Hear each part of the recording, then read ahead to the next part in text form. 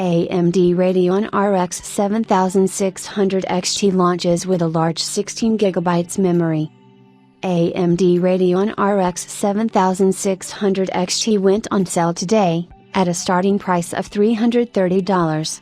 Designed for maxed out AAA gameplay at 1080p, this card can try its hands with 1440p gaming. At mid through high settings, you can use features such as FSR2, FSR3 frame generation, the AMD Fluid Motion Frames feature that extends frame generation to any DirectX 11/12 game, as well as the HyperRX one-click performance enhancement that's part of the AMD Software Control Panel app.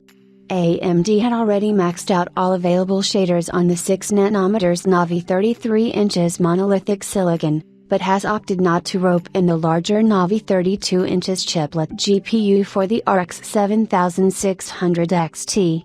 Instead, it attempted to squeeze out the most performance possible from the Navi 33, by dialing up clock speeds, power limits, and doubling the memory size.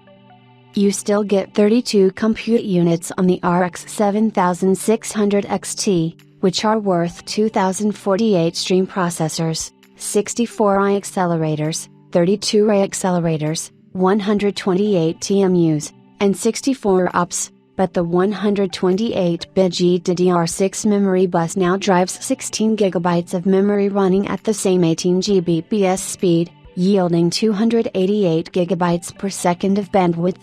The GPU game clock has been increased to 2.47 GHz, up from 2.25 GHz on the RX 7600.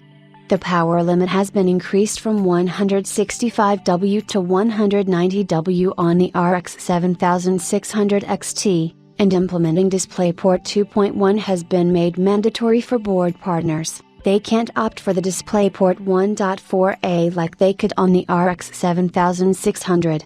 AMD claims that the 16GB of video memory should come in handy for content creators, and those dabbling with generative AI.